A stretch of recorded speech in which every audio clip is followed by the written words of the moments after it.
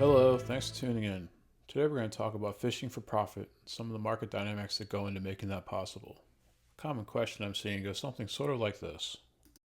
Hey Dinah, me and my girl are expecting, so we want to settle down and drop the anchor in Windsward. And we have our eyes set on a nice little colonial house. It only costs 20,000 coin to move in and just 8,000 coin a month in tax. Now we have zero savings and I'm a full-time fisherman. What do I have to catch to afford this lifestyle as quickly as possible? That's a good question, Timmy. Unfortunately, there isn't just one answer or a single special fish that will solve all our financial problems. Now, don't worry, I can see you came here to make a lot of coin, and I have a bunch of ideas that will help you do just that. Warning, this is not financial advice. I'm a fisherman, not a financial advisor. The views and opinions expressed in this video are purely for entertainment purposes and should not be considered as sound advice. Investing involves risk. A fisherman may not be the most ideal source for financial related information. Always do your own research. Now, first off, and here's the bad news, no one knows exactly what the prices of things are going to be at launch. It's just impossible to know that at this stage. Now, basing your strategy around the prices of items in the trading post during beta is not a reliable source of data. The main reason for this is that players do not value their coin or items like they would in a live market. Beta had a deadline attached to it, and the value of coin and items became worth less and less to players as that deadline approached. The other problem with these one-off solutions is that once everyone finds out about them, it's just not worth it anymore. All the profit will get squeezed out of them. Well, the good news is we don't actually need to know the exact prices or a secret formula to make a boatload of coin. We can use the information we do know to create strategies to help us capitalize on the different events and stages of the game. Before we can come up with a strategy targeting profit, we have to have a good understanding of what it is we're actually selling and how it fits into the economy. If you don't know your product, you'll never be a good salesman. Now, the primary uses for our fish involve cooking and arcana. A byproduct of fishing is a treasure chest, and these treasure chests will get ingots and gems which can be used for jewel crafting and stone cutting. And there's also a steady demand for fish, bait, and salvage items from the mission boards in every town. And this is what we have to work with using just fishing. The trading post is going to be where we sell everything. That's going to be our market. Cooking and arcana are going to be the primary driving forces behind the demand for fishing because both are for consumables. And consumables means a recurring customer base. In other words, the people who buy our fish will most likely need them again and again in the future. So these two crafts will be the lifeline that pumps most of the demand into fishing at all stages of the game for us. Now, when I'm talking about stages of the game, I'm talking about where the majority of the player base is relative to the current content. Not where your individual place in the game is. The market lives in the present and it decides the value in the now. As a supplier, the market does not care what level you are. Okay, so now we know our product and how it fits in with everything else. There's one more thing we have to go over before we can actually talk about strategies, and that's how the market works. But more specifically, what drives the commerce that flows through it.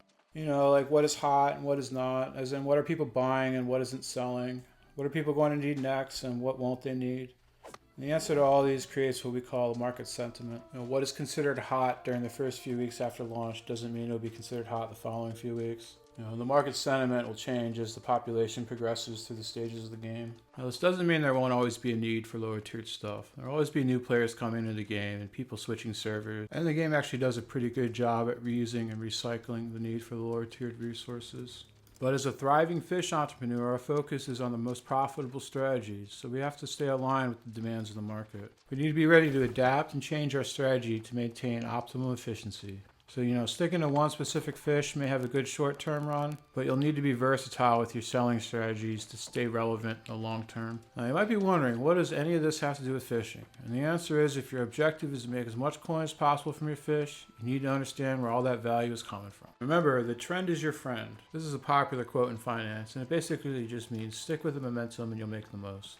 Like I said earlier, there is no magical fish we can catch to solve all our financial problems for the duration of the game. It's not how the markets work. Now in the next parts, we'll actually go over some strategies you can use. Now, the early game stage is when the majority of players are still leveling. This period could last between a few weeks and a few months. It really depends how much tweaking AGS has done to the various experience gains and systems.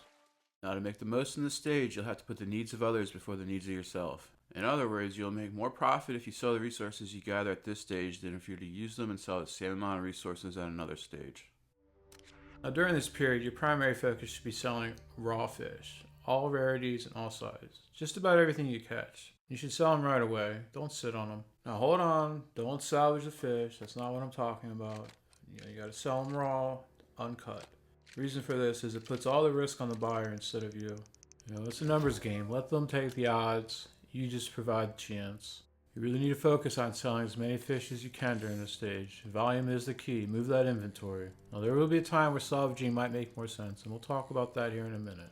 Everything should sell pretty quick. As players are leveling cooking and arcana, they're going to be buying a lot of stuff through the trading posts. Now, common, uncommon, and rare fish will probably sell great during this period. I feel like common fish will probably sell the best, especially in the early parts as everyone's power leveling through cooking. And they'll be after fish oil and fillets. Now, I recommend holding off on selling legendary fish at this time.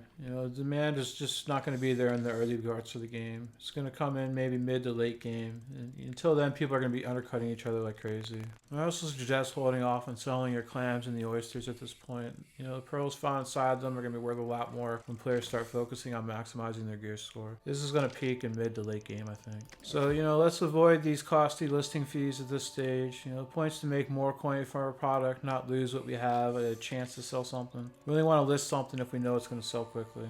Fishing up treasure chests will be the quickest way to get platinum, gold, and silver ingots right at the start of the game. And you can fish up treasure chests anywhere. There's no level requirement. And you're getting the ingot, not the ore. And there'll be a small demand from these ingots from the early level jewel crafters, but this demand's going to die out pretty quick as miners and forges catch up. So, I recommend selling these ingots as soon as you get them. Sell them off in the regions with the highest progression on the crafting stages. We need to take advantage of the demand while the demand is hot. I also recommend selling the low grade gems that you get from the treasure chest. But let's hold on to the T4 rare and the T5 epic ones. I think we'll be able to get a lot more for them in the mid game. Now, mid game is the transitional period between the early and late game, when about half of the players are already at max level and the other half are closing in. It's hard to estimate how long this period will last. It really depends on the duration of the early game. Now, mid-game is the point where we need to switch our focus from quantity to quality. Now, at this point, we'll probably see the demand for raw fish start to slow down just a little bit, and that's because people are no longer leveling it. And the demand we're seeing now is just from personal consumption more than anything else. We might even get a second wind of demand as the people who are waiting until later to level their crafting finally get around to it. And I don't expect it to be nearly as strong as what we saw in the first wave, but it should still be something worth going after. One thing you gotta remember though, by this stage, most people will probably figure out that small and medium common fish are just not worth purchasing. So most of the demand is gonna be on the larger fish instead. This will cause an imbalance in the price between them, I think. But when this does happen, it might become a better opportunity for us to take on the risk and salvage the small and medium ones ourselves. And if you do decide to salvage at this point, make sure you put at least 100 points into focus so you get the 10% boost to salvage yield. I think uncommon and rare fish should still hold value at all sizes through mid-game fairly well, just due to the fact of the rarity. The demand for these higher tiered fillets will maintain through mid-game. For personal consumption mostly. And the legendary fish used for decorations and trophies, there'll be a little bit of a demand for them at this point. There's always that wave of people who just want to stuff whatever they can in their house.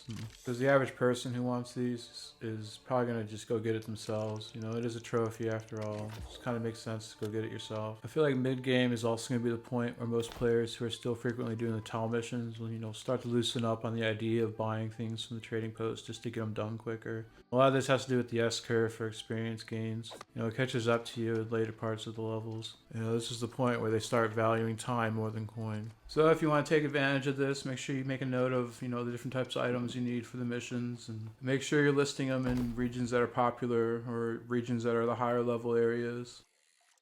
As I mentioned earlier, anything related to consumables will have a recurring customer base, meaning they'll come back to buy again later. Late game is also the point where players will do whatever they can to squeeze out every last point in an attribute. And this is what will create the demand for the best consumables and the best gems that money can buy. Most players will be able to make coin pretty easily by this point in the game. Because of that, they'll be more open to buying consumables from the closest town. They'll spend the time having to travel. In regions with the endgame dungeons especially will create this kind of strong demand for these consumables in the local areas. And remember, travel time is one of our biggest enemies in New World. People are not going to always have the time or Azoth to travel back and forth. So they'll check the local trading post first, and because of this, they'll be more likely to pay the premiums for what they want. Well, no one knows exactly what late game is going to look like.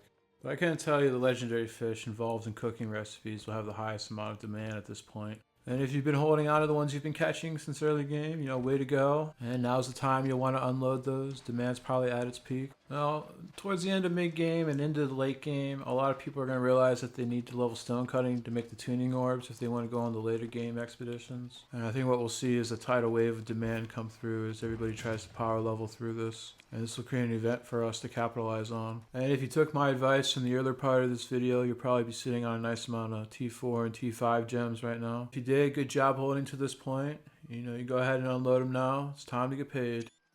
Common theme with endgame is getting the best gear you can, and one of the ways people are going to be able to do that in New World is with the luck boosting gems.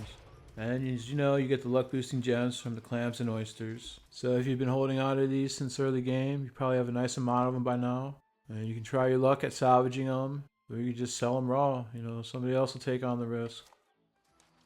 A common theme amongst these strategies is all about timing. Timing the market's major in finance. You have to always be thinking about the next step. The majority of the population base is in the mid-game. You need to start planning for the end game. And if you can figure out what they need before they do, you'll be able to sell right into that. Wars are another thing you can capitalize on. Remember, the demand for consumables goes up exponentially at time of war for those involved. You can capitalize on by providing the raw fish and salvaged items at markup during these times. Players will be more than likely to pay a premium at their local city. Remember, time's crucial for them at this point. They just may not have enough of it to be able to go somewhere and get back. We can take advantage of that being a supplier. In post-war, city supply may get wiped out. If you're quick, you'll be able to refill that supply before anyone else and be able to cash in on that. A lot of success comes down to being at the right place at the right time. Make sure you remember that different cities have different trading posts. You can find opportunities when you make a lot of coin, providing a city with a low supply and a high demand of a specific item. And if there's a major price difference between two popular cities, you can cash in on this by buying from one and selling it in the other. This is called arbitrage. It doesn't just work for fish. Now, don't go crazy with it. You don't want to end up with a bag full of stuff that you can't sell. And with arbitrage, you really have to find a balance between the value of the item, the taxes, and the demand in each region. And there's more at play than just supply and demand when it comes to the price differences between each city. You really got to dive in there and try to figure out why it's different before you can capitalize on it. I mentioned taxes a few times. It's something you really want to pay attention to. Taxes will eat into your profits, especially if they're really aggressive. A lot of people are going to try to get rich quick. Sometimes it'll work, but it's pretty rare when it does. It is, however, pretty easy to get rich slowly. And there you have it, how a fisherman can work their way to the top, fishing for profits. If you have any questions about today's topic, please feel free to let me know in the comments. A special thank you to everyone who's been sharing my content. I do this all for fun, so I don't really put myself out there on Twitter or Reddit. Thanks again for watching and for all the support. See you next time. Bye.